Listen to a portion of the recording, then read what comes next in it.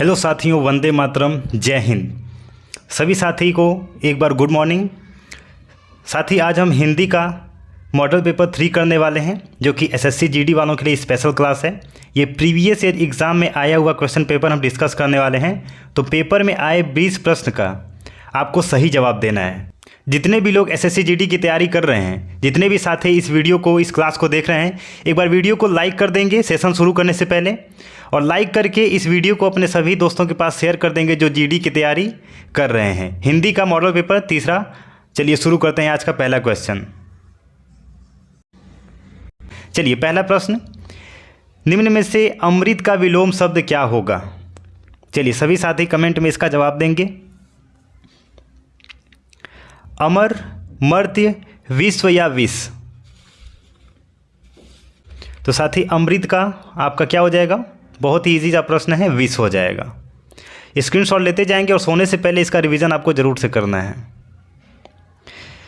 चलिए प्रश्न नंबर 2, दिए गए विकल्पों में अनुज का विपरीतार्थक शब्द क्या होगा? अब देखिए, विपरीत मतलब अपोजिट पूछ रहा है, फिर से विलोम शब्द ही है, बस लिखने का तरीका थोड़ा चेंज है। अनुज का अग्रज, तनुज, ये सभी या फिर मनुज? तो साथ ही अनुज का मतलब हो जाता है बड़ा और अग्रज का हो जाता है छोटा, तो अनुज का अग्रज हो जाएगा। चलिए अल्पाहारी शब्द के लिए उचित वाक्यांश छांटिए। अल्पाहारी के लिए जो कंदमूल खाता हो, जो फल खाता हो, जो पकवान खाता हो या फिर जो कम खाता हो?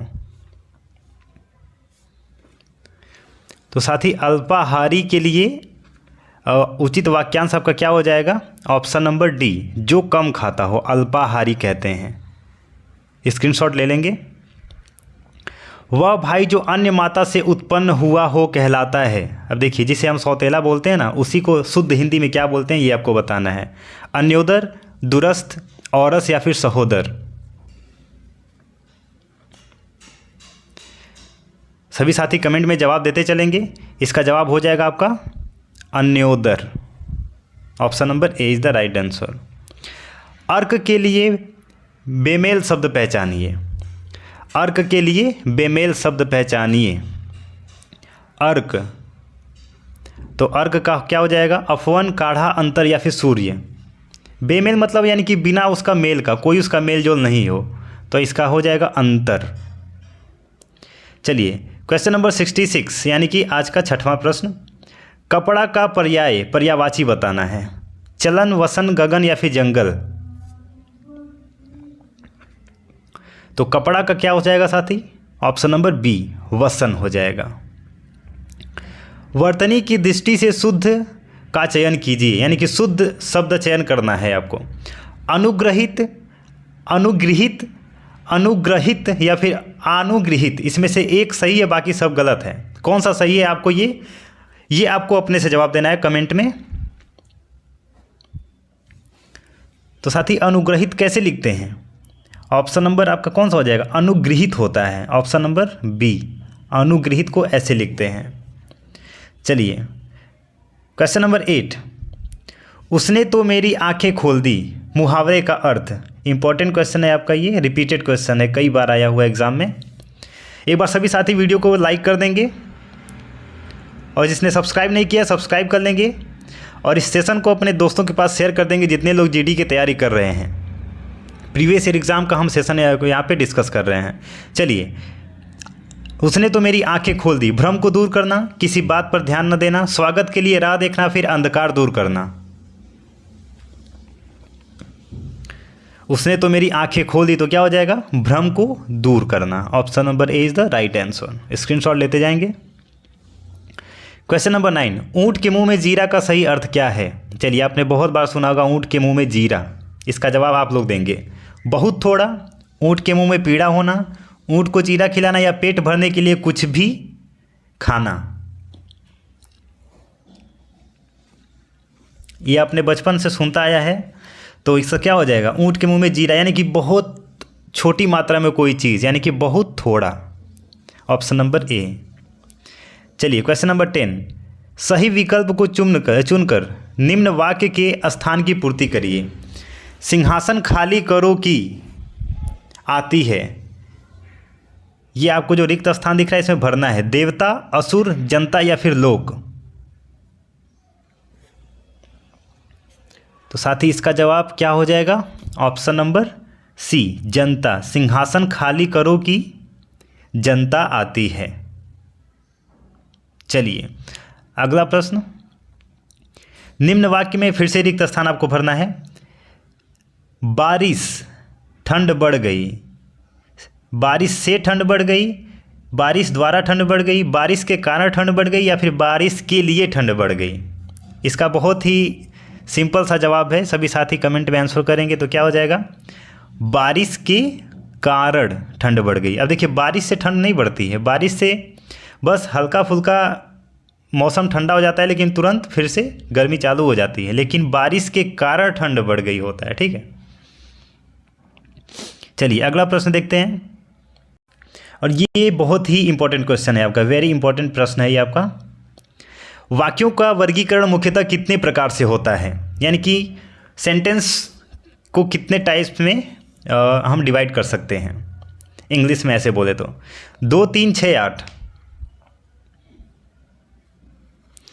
तो कितने टाइप में आ जाते हैं आपका वाक्यों को हम वर्गीकरण? 2 टाइप से कर सकते हैं, स्क्रीनशॉट लेते जाइएगा। सूर्योदय का संधि विच्छेद होगा। चलिए संधि विच्छेद से आपका प्रश्न आ गया। सूर्य प्लस उदय, सूर्य प्लस उदय, सूरज प्लस उदय या फिर सूरज प्लस उदय। चलिए सभी साथी जवाब देंगे इसका। तो साथी इसका जवाब क्या हो जाएगा आपका? सूर्य प्लस उदय, यानी छोटा ऊ रहेगा, बड़ा ऊ नहीं रहेगा। ऑप्शन नंबर ए हो जाएगा, सूर्य प्लस उदय। समास के पदों का अलग करने को क्या कहा जाता है? समास के पद को विभाजित करने को क्या बोलते हैं? विच्छेद, बदलाव, विग्रह या फिर विभक्ति। जिसने समास पढ़ा होगा ना बहुत आसानी से वो जवाब दे देगा। किसी भी समास को अगर हम डिवाइड करते हैं ना 2 अलग अलग शब्द में तो क्या हो जाता है? विग्रह बोलते हैं, समास विग्रह होता है। ठीक है ना, समास विच्छेद नहीं होता है, संधि विच्छेद हो जाता है, ये चीज़ याद रखिएगा। बहुव्रीहि समास का उदाहरण कौन सा है? पंचवटी, करोड़पति, चतुर्भुज या फिर चरण कमल। तो बहुव्रीहि समास का उदाहरण कौन सा हो जाएगा? चतुर्भुज, जिसके 4 भुजा हों। अलंकार का शाब्दिक अर्थ होता है,